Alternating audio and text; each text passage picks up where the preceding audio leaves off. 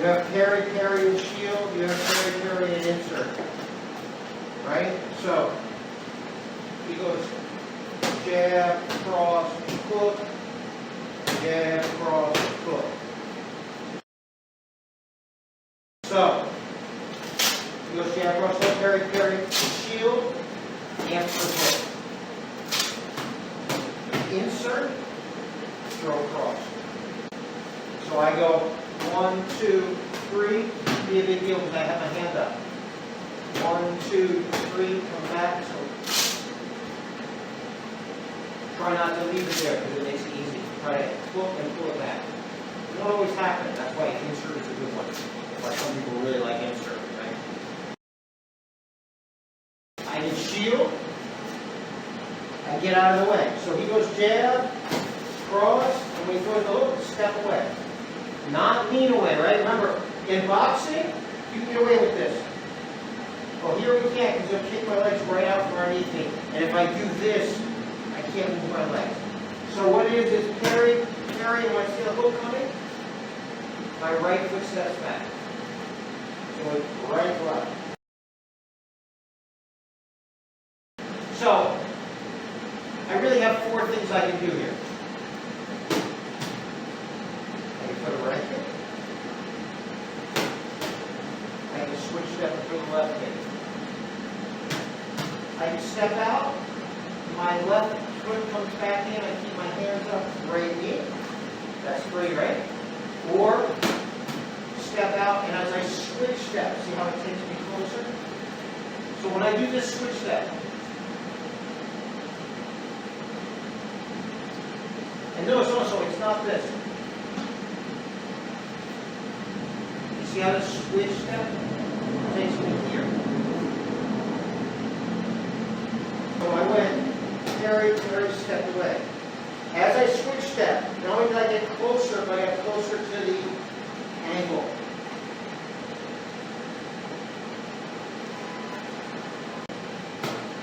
Step back, right kick, that's how it's pretty nice. Switch, left kick. Step back in with the left.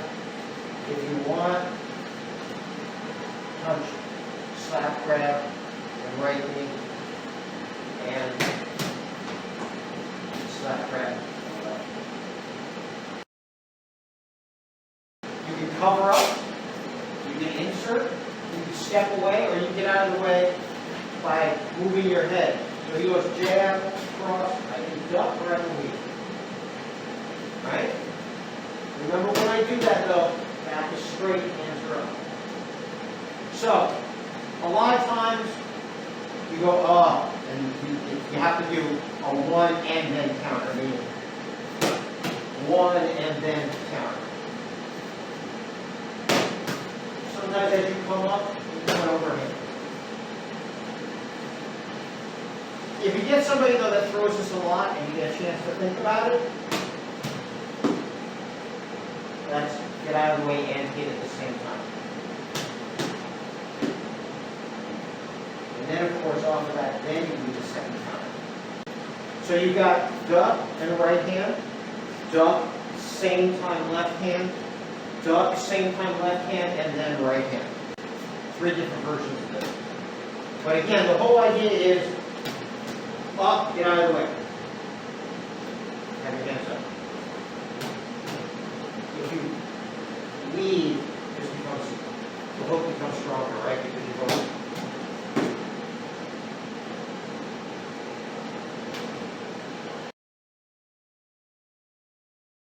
So remember, he's going jab, he's going cross, shield, right?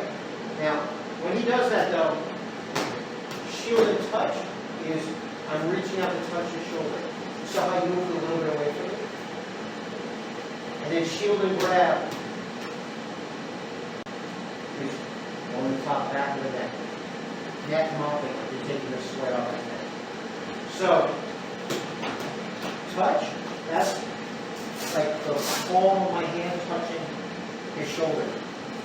If you do it correctly, you don't even need to cover it. But we always are like super safe, right?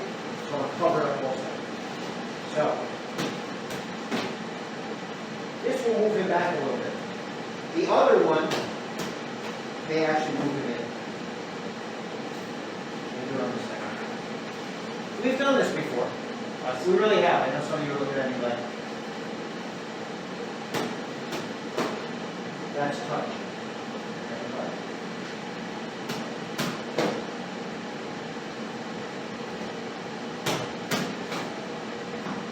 That's reach. One is pushing him away, one is pulling him in. I just want to work on this. We've done it before, we haven't done it that much. So we're just going to work on the defense, we're not going to work on the counter top. So, touch. You see him move a little bit away from me. He'll come in. Now, a little longer range. He's sticking the jab out more from the distance. Right, so I'm still parrying him. He's going to follow up with the right kick to the leg. So what I think you should do is a couple of times just get used to the distancing and the targeting. And then the next thing I do, obviously, is when it comes to block. What do I do after I block? I step down, switch, and I left kick, right? We know these counters. We've done a lot. So if I jab, again, I'm not jabbing here. I'm from the outside. I'm using a kind of sense of distance and also kind of distraction. I go to kick. Now remember, if I leave my leg up, it's really bad because he's going to step down, switch, and kick out the supporting leg. So as soon as I feel him blocking, I'm trying to get my leg back before he kicks out that supporting leg. So, parry, shield, left kick. Parry, shield, left kick. I go jab. I go cross. I'm kind of close, right? If I switch that, I make room for the kick. If I went 1, 2, you know, like way too close. That makes sense? If I went 1, okay, here it is. 1, 2, if I try to do this, see how close I am? Does that make sense? If I go 1, 2, switch that. Does that make more sense? Yes. He goes jab, cross. He's not going to just throw a kick from there. If we switch that, it creates room for the kick. 1, 2, right? Here. Even that's like kind of close. But if I go 1, 2, switch that, then I'm in the right place. So if I do that 1, 2, when he sees me switch that, he knows it's going to come, he's going to block. And remember, I'm supposed to come down and come back. And that's why. Because if I just go 1, 2, switch, kick, and I'm done, so what I'm doing is I'm parrying, blocking. See how my knee is facing right into the shin? Step down, and the right kick. So, parry, block, right kick. Parry, block, right kick. Okay? Okay, so kind of go back a step. Left jab, right kick. But now, let's say it's body kick. Now, of course, I can block with the leg up. That's Thailand style. But I told you one advantage is that if you block with just your arms and your feet down, you keep it on the ground. So he goes jab.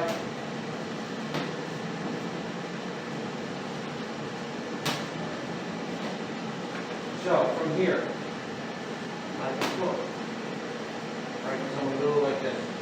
Or block with the arm cross straight in. And sometimes if you see it coming, you're coming in as the kick is coming. Okay? Another thing you do when you're here, after you feel it hit your arm, then go up.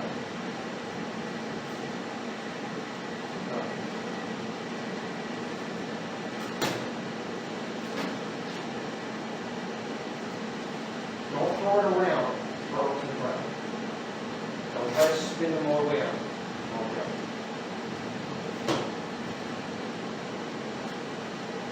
And notice, keep this hand up, right? Because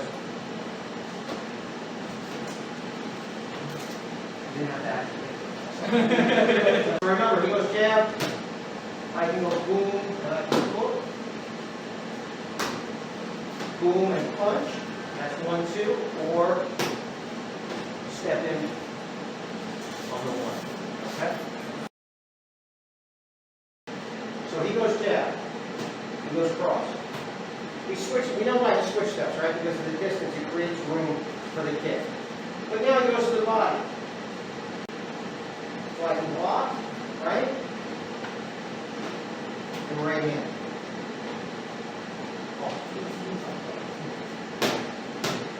Or I can block and go right into left hook. Those are my personal favorites. Some people like to, as it comes, jab.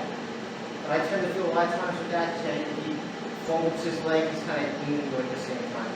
So what I do is, most of the time, I either do this, and see how I'm pushing the knee out of the way for the cross. You see what I'm doing? Right? Or I'm turning all the way so the knee's not, even if he folds the leg, see? Even if he folds the leg, it doesn't matter because I'm not there. And then I'm set up for the hook. Over here, you see that. He goes jab. He goes cross. We switch steps. Here. Hard for him to fold the knee. Even if he folds the knee, I can push him down. With this hand. Right? Or I'm not even near it if he folds. And then from here I'm set up for the counter. Does that make sense? A lot of people, they do stuff like this where they go like here and he just folds and he needs me. That's why I don't like the jab one. Sometimes it works, especially people that do flicky kicks, but especially those guys that are training high, where they change the kick up, right? It's hard to do. So what I would say is you have 2. Blocking like this and right hand straight in, or turning away to set up the hook. Remember, my front kicks are like jab and cross. In other words, if we were out here, I could be using the jab to get sense of distance. I could be using the foot jab to get sense of distance. I can also use it like if he walks in on me, I can jab to keep him away. If he walks in on me, I can foot jab to keep him away. Right? I'm not trying to aim up high. You will see people try to do front kicks to the face. It's a cultural thing because in Thailand, putting the bottom of your foot in someone's face is a huge insult, and so it's been done to like play mind games with somebody. But the kick is not effective, and the higher you come, the easier if I catch it for me to toss you back. The best kicks are like solar plexus, diaphragm, spleen, liver, kick, bladder. Right? All lower stuff. And you get hooked there, and it feels it. And I told you also, like, traditionally, Chinese martial arts people thought the heel was hard, so you hit the heel, but you lock your leg out. Well, I hit with the ball of the foot, and that also gives me that extra extension of the heel, flexing for the extra power in. So, he goes to touch me. 1, 2, second one. 2 front kicks. You have 2 legs, right? So, 1, I'm trying to be nice. 2. Again, notice it's not this. Pick up and pull. Right? Pick up and pull. There are a lot of ways you can deflect this. There's a lot of ways you can defend against it. At the beginning, I tell you the simplest one so you don't have to think, because it's hard to think, is use one hand, the left hand, always the same. So you don't have to think, well, is it the left leg or is it the right leg? Am I going this way or am I going that way? You don't have to think. It's just your front hand, which is your left hand, is going to sweep down and come across. Notice also, see how my arm is bent? It is not straight. When it is bent, you have a lot of surface area. Believe it or not, when it goes straight, it's very easy to miss the kick. It has less surface area. Here, not just my hand, but my wrist and my forearm is coming across that area that I'm getting hit. With gloves, you're not always able to hook, but sometimes you'll be able to actually kind of hook. Just the kind of thing that, if it happens, thank whoever you pray to. It's Christmas early. Enjoy the holiday. So he comes with the left kick. Yeah, right. He comes with the right kick. Notice, I don't care which kick it is. Also notice, his hand is up. You can come a little bit in as you do it. Right, a little bit in. Because some people will thrust. But this is the most basic drill. We start off simple. He's waiting for me to come. Doesn't matter. He just wants to get out of the way. Doesn't matter. He doesn't have to know which one's which. People are like, well, if it's the right, then you use the left. And if it's the left, then you use the right. Or no, if it comes this way, you can come the other way. There are a lot of different techniques that you can learn, but this is the basic, because it'll always work. Again, this is review. It's a little short round. We're just going to play. You're going to dance. Over to the dance party. So, remember, I have to get two hands on the neck. I get the neck and the arm. I can get the neck and the arm on each one. Right? So, first thing, I step here. Okay? So, I can step here and turn. I can step here and push over the leg. Right? Right.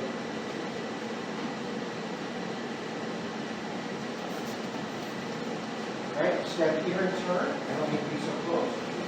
Or step so that I'm kind of here and push it over that leg.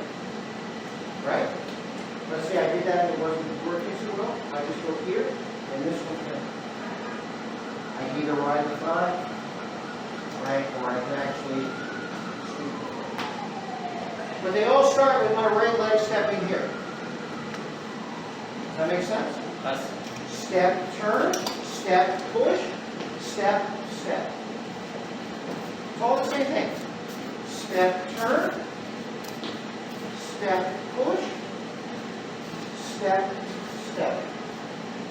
And the second step can be also the knee on the thigh. Okay? Just do this. It's just review.